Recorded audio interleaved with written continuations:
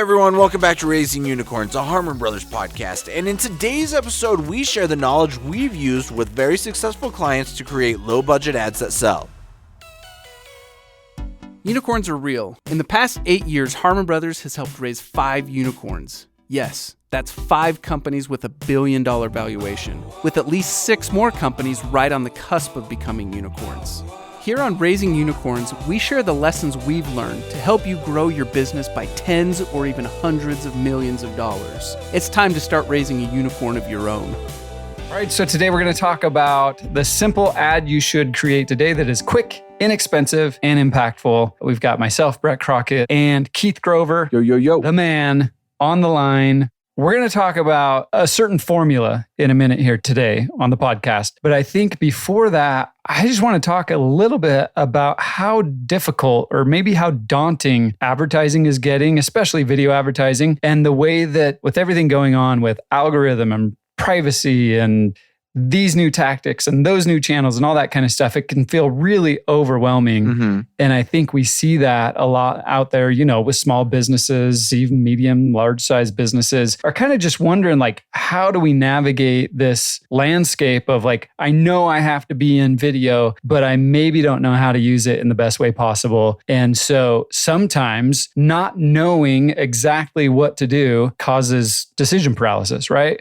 What channel should I be on? I don't know. What kind of videos should I create? I don't know. And so you keep rolling that over and over in your mind, and then nothing actually happens. And I think that's the state of a lot of businesses that we see out there. And I would say that the answer is just get started. Like, don't worry so much about the huge strategy, all of the channels, creating for every platform. Although we do have a video that you can watch called Video Strategy in a Day that can help you figure out how to test into and get the right content going. But I think at its simplest, you can just take a step back and say, okay, I'm going to start small. And I think what we're going to talk about today is a perfect way to start, or maybe even a perfect way to augment what you're already doing. Well, yeah, definitely. I'd agree. A lot of us tout that you can be making ads like this. In fact, people have even touted that they trust a high schooler to be editing videos like this. So it's easy enough that anyone who is kind of in this paralysis to just get started, because your name needs to get out there. In fact, we're in a world right now where it's market or die.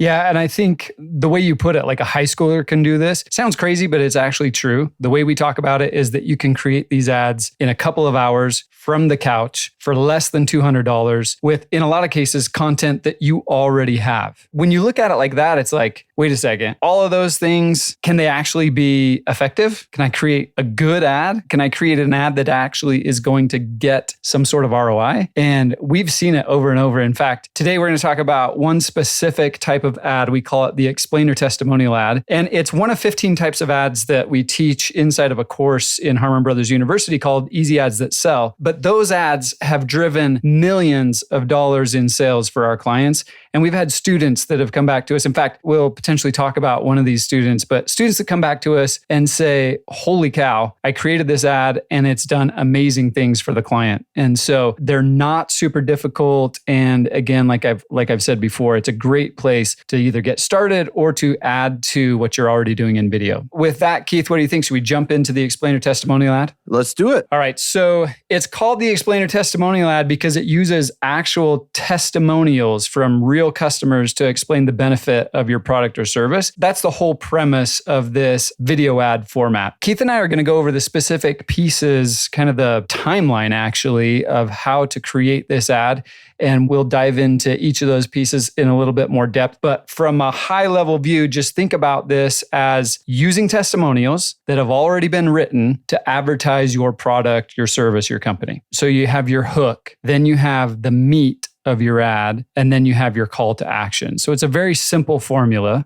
And the hook we'll talk about in just a second. The meat is where we actually put these reviews in. And obviously there's going to be some research involved in that. You're going to have to collect the best reviews, and we'll give you tips about specific types to include. And then after you have those and you're able to get those into the right spot in your video, you're going to have a call to action. And we'll give you some tips about why and how to craft that call to action. Towards the end of the podcast, we'll also talk for just a few minutes about how to put it all together. What's an easy way, as we said, a high school schooler could do this. Most high schoolers might not know Premiere Pro or Final Cut or something like that. And you don't need that. You can use simple tools. You can use the phone that you already have, and then some apps that make it really easy, even free apps that make it really easy to do the editing and get this thing ready to throw up onto your paid advertising channel. Yeah, exactly. Let's talk about the hook. All right. So the purpose of a hook is pretty simple. Every day you have millions and millions of people scrolling through TikTok or Instagram or YouTube or whatever it is. And in most cases, they're scrolling right past everything they're seeing. There's only a few images or videos that people actually stop and interact with, especially if it's an ad, right? And so it's so important to figure some sort of content at the beginning of your video that's going to grab that attention and stop the scroll. Yeah, Shane actually talks about this in one of our previous episodes. It's less than a second that you have to capture someone with this hook. If anyone in the YouTube comments can name which episode that is, we'll toss a t-shirt. Sweet. Okay.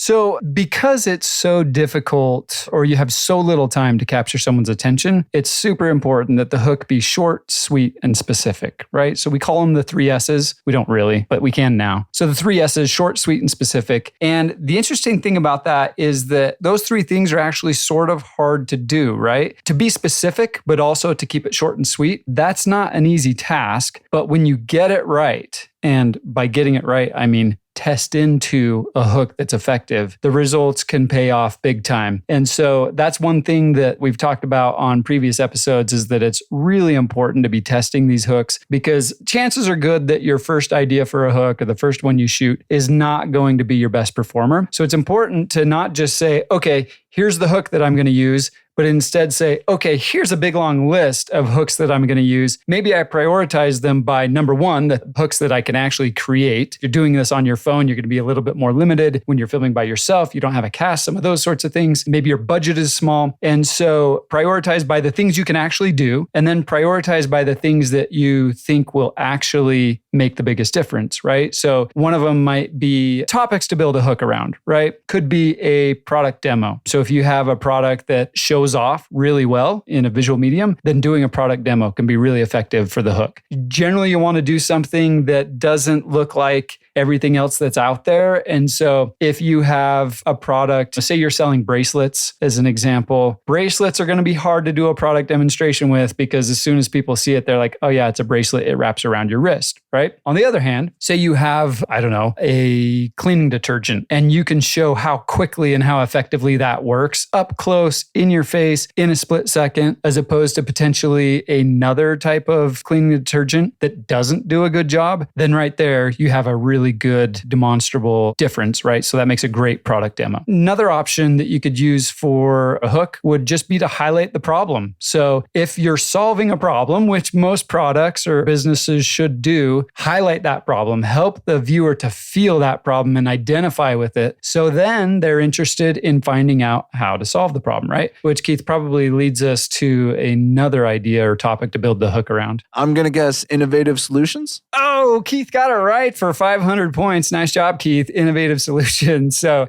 let's say that you have a product that just looks different. Let's use the example of Kizik, a product that we love, that we've done advertising for, and that is very differentiated. So Kiziks are a shoe that allow you to step into them rather than tie your shoelaces or crush the heel and, mash that thing down after a couple weeks. Yeah, then I'm wearing it looks mine like you're right wearing now. Really old shoes. They're the only shoe I wear anymore. Seriously. But if you have an innovative solution, and in this case, it's great too, because you can actually show it. You can show the foot stepping into the shoe like no other shoe does. Then you have a great hook right there because people see that action and they say, whoa, that's different, right? That's something I haven't seen before. And that makes a great hook because it grabs their attention and stops them from scrolling. So, okay, great. So yeah, let's move on to ahead. the body. We talked about research, right? All that research that you put in beforehand is now going to come to fruition here. That's exactly right. So talking about the body or the meat of this ad, what you're going to do is you're going to take that research that Keith's talking about, which are reviews from your customers, and you're going to use 5 to 10 of them, your top-notch, your best reviews. And we'll talk about some of the things that make up a great review. And you're going to put those into your ad. Now, what's great about that? Well, your ad's basically already written for you. Your customers have written the reviews. You don't really have to do any copywriting. All you have to do is figure out which are the reviews that sell this product or this solution in the best way possible, right? Customers trust what other consumers have written about it. Right. Way more. Yeah, I think that's a great point. And there is some skepticism around reviews these days. There's no way around that. Like, how many of those reviews that you read from Amazon are written by review farms versus actual customers? But I think with a little bit of research, at least I feel like I've been able to get a good handle on which reviews are honest and which aren't. And that's why I don't normally look at just the 5-star reviews. I'm usually looking at the 1, 2, 3, 4-star reviews more than I am the 5 stars, right? And the ones that come with pictures are even better. Well, exactly. So where do you get those reviews? I think, Keith, you mentioned like Amazon is a great place to get them. Maybe you have reviews on your own site. You mentioned earlier Google reviews, all sorts of different places. I think the important thing here is that you have to pick the right reviews. So a few tips for doing that. The best reviews are going to have specific, emphatic wording. If it's boring copy, we don't expect our customers to all be copywriters. But if they just say something like, this stroller cover has been really great. Like, that doesn't tell me enough to actually make it a good review, right? As opposed to... It sounds like they used it once. Or it came from a review farm. On the other hand, if you can find a review that says, I love this thing about the stroller cover. It washes easily, it folds up nicely, it looks great, and it keeps my baby safe. Like, maybe that's getting a little bit too effusive. For a review that you're going to use in an ad, probably not. You want it to say a lot. Those are the type of reviews that you want to use. I mean, to that, you don't want it to sound generic. If I was to go onto Amazon and see 3 stroller covers and they all said the same review, great, quote unquote, great. Right. What am I supposed to take from that? Yeah. And so when you're looking for reviews to use in your ad, you want something that has more than just a single word, and ideally words that are a little bit colorful, that potentially give it some personality, help people to see that review in this ad and feel like, oh, a real person wrote this and they loved it. Maybe I will too, right? On top of that, those make the review like 10 times stronger. That's right. They're doing the branding for you, basically. And so you don't have to mention it in the ad as often, right? So that's great. And then it also feels like less of a generic review. So great tip there. Another thing that we like to include in these reviews that you'll be choosing for this ad is a review that addresses potentially common doubts. Now, if your product doesn't have any common doubts, maybe it's something super simple and so people aren't skeptical, you wouldn't need to include that because you don't want to introduce doubt into the sell. But on the other hand, if there's a bunch of other products in your space and they have a common flaw, well, then find a review that addresses the fact that you don't have that flaw, that your product doesn't have that flaw. Or if another option that we often talk about on landing pages is including reviews that talk about great customer service. So you try to not talk too much about a bad experience or a dud of a product or something. But if you can highlight the way that your company has done right by the customer, then that's also sometimes a really good review to include because it helps resolve those doubts before they crop up. And that can be an effective way to show people what your company is like. Yeah, what a fine line to tread, right? To address concerns, but also not bring up other concerns. Right. Yeah. We'll have to do a podcast or something on that in the future. Anyways. It's a good idea. Right. It's a fine line. You're walking a knife's edge there. Definitely. The next thing that you kind of have to look for, in my opinion, is you kind of mentioned it before. It has to be colorful language, but it also has to be fun. You want everything to sound like the customer or the consumer of your product or service is just having the time of their life with it. They're elated by whatever happened with that product or service. That's right. You're trying to highlight the fact that your product has made their life better or easier. I might also throw in there that you can use humor in some of these if the review is written in a humorous way. But another way that our team has found to be really effective is actually using 1-star reviews. They can actually work to help sell your product. So the difficult thing about what we're talking about is we're giving you these ideas and this formula for building this ad, yet we're in an audio format. And so you can't see the examples. But at the end, we'll give you a URL where you could go and check out various examples of these explainer testimonial ads. And that'll help you to maybe put a little bit more context around what we're talking about today. Keith, anything else you would add as far as finding the right reviews? No, here's kind of the big question though, right? and this is something that would have to be done beforehand. What if they don't have any reviews? They're new to the market. Yes. They're new to the space. What are some tips that you have about finding reviews? Okay, great question. So there's a few ways that you can get reviews. The easiest one is going to be to go to friends and family, right? And it's very important to Harmon Brothers that we tell good stories and that we tell honest stories. And so in doing this sort of thing, you don't want to give out product or service to your mom and use a review from her, right? Unless she's being completely honest, and then I feel okay about it. But same thing goes for your friends. Like if you can get some friends or some colleagues to use the product and they have a good experience with it, and then you get them to give you a testimonial, then you can feel totally fine using that. That's completely legitimate. The other way that you could do it is actually to go out into the public and give product away for free. And do that. Don't ask for a good review, but ask for a review in exchange. The good thing about this is that you will, assuming your product is good, get some good reviews and potentially reviews that you can use in these ads. The other good thing about it is that you might get some really bad reviews.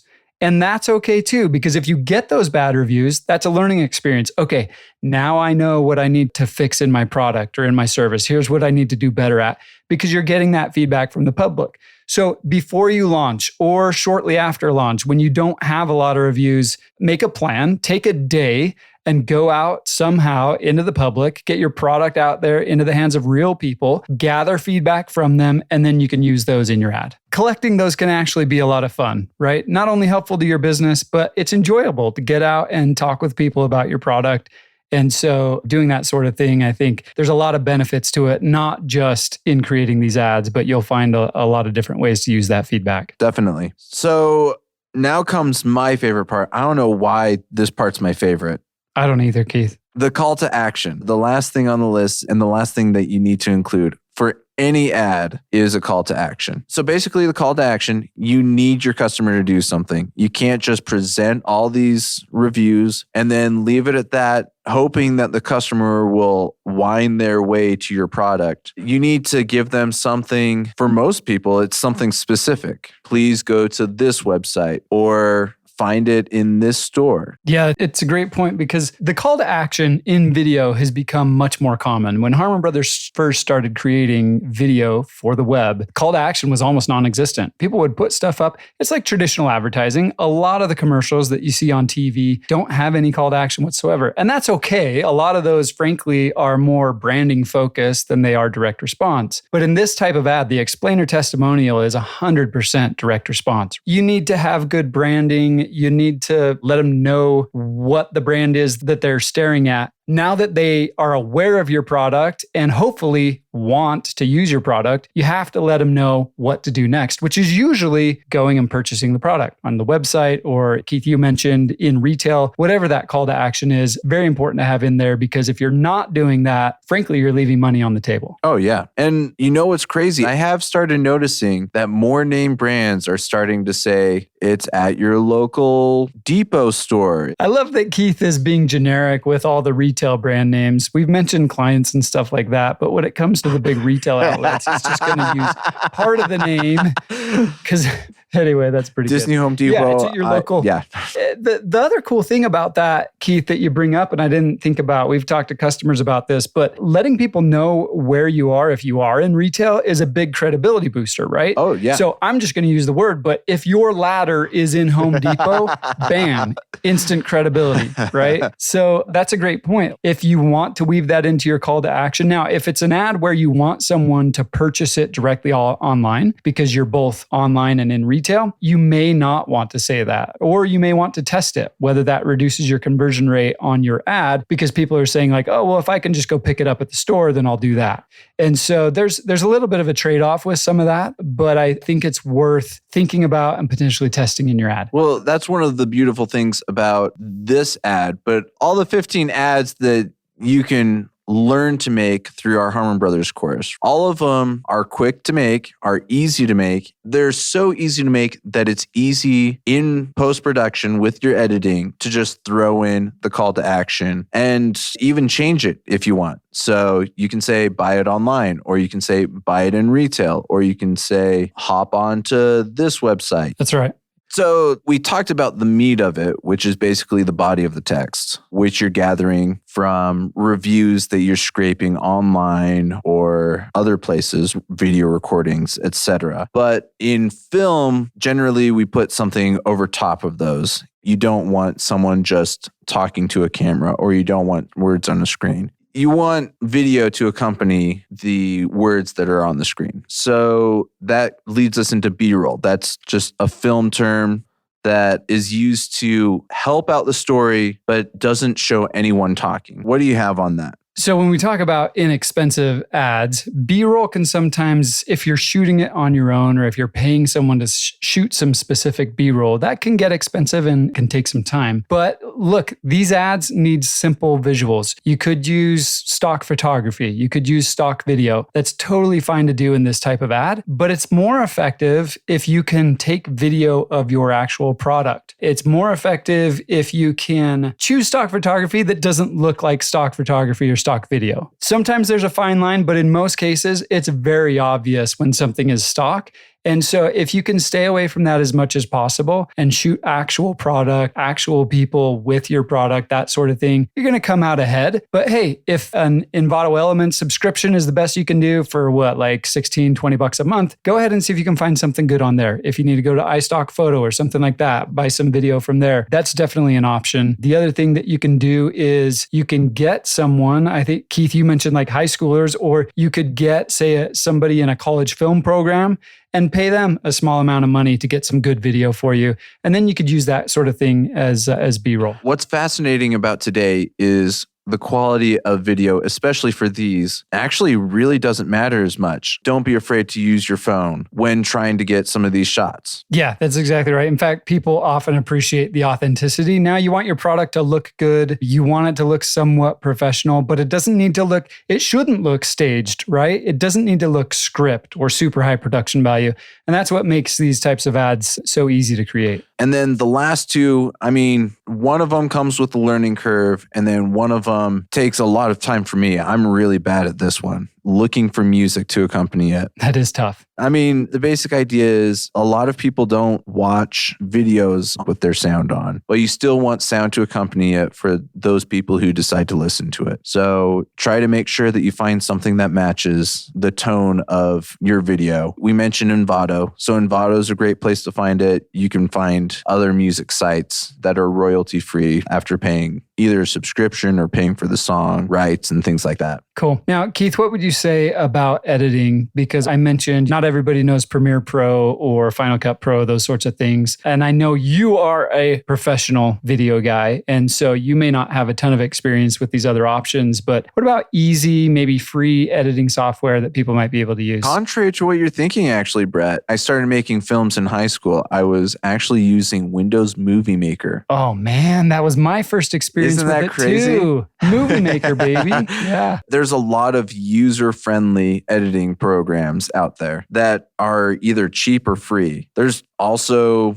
if you want to go through a bigger learning curve, you can download DaVinci Resolve, which is free. For everyone, it has a free demo version. The paid version has more things, but you can definitely edit using Resolve and things like that. Editing in general comes with the learning curve, or you can pay someone to do it. Yeah, that's a good point. I mean, if the editing is totally daunting, which it really shouldn't be with this type of ad, but if it's just not something you want to spend your time doing, you can get a freelancer to edit something like this very inexpensively. Okay, cool. Keith, just for your information, I take it back. iMovie was not my first experience with editing. I used to actually film on VHS, and I'd have 2 VCRs and I'd be dubbing back and forth. Just shows you how old I am. But I mean, not that old. No. Young for an old guy, right? Definitely. Okay, so like we said, once you get all these ads put together, you're going to need to do a little bit of editing. You can either use a free tool or maybe a tool that you're already familiar on your laptop. So once you've got that all put together, then you just got to do the easy part, which is throw it up online and start getting sales, right? So we don't have time to cover that. We don't have time to cover that in that topic in this podcast episode, but we do owe you some examples so you can see what we're actually talking about with these explainer testimonial ads. So if you go to hbros.co/ETA,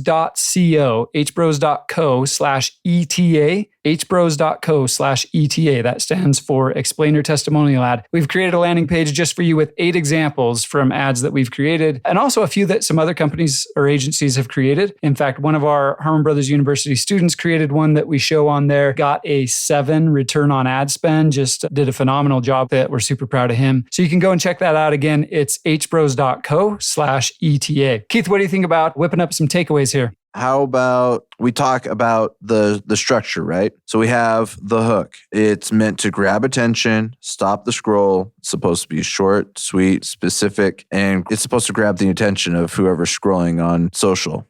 Perfect. After the hook, you have the meat. And this is the great part because they're already written for you. Unless they're not, we gave you some examples of ways that you can get those reviews. But you just need to find and choose the best reviews to get into this ad that sort of try and weave a story behind it so that people understand what the product is and why they should go out and buy it. So that leads to my favorite, the call to action. Let people know where to go after they've been in contact with your commercial, right? They need to know what action they should take to solve their problem. Yeah, and don't be afraid to get a little bit creative with that call to action either. Harmon Brothers, we often have, we use alliteration or rhymes or whatever it is to help that call to action to stand out a little bit. If you can inject some humor or some excitement into it, so much the better. This is one of 15 ads that Harmon Brothers University offers. And in just a couple of hours, you can pretty much have a marketing infantry at your disposal to help. I like that term, marketing infantry. Yeah, video marketing infantry.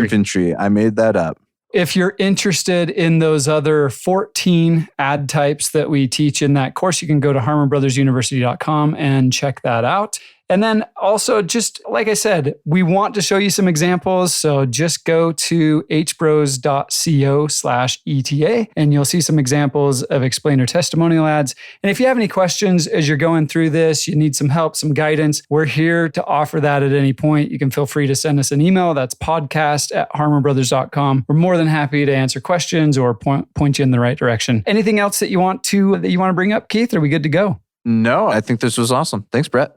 Okay, great, Keith. Thanks for all of your wisdom, and we'll see you guys on the next one. Tired of playing catch up on your marketing approach? Plan your whole year of ad content with our video strategy in a day. The Harmon Brothers are known for their ad work with Lumi, Purple, and Skullshaver, and now we're offering a 20-minute video that helps you strategize your best profit-pushing ad research, messaging, and testing for free. Because a win for great businesses is a win for all of us. Go to harmonbrothers.com/video strategy to save future you a lot of stress with no pitch and nothing to buy.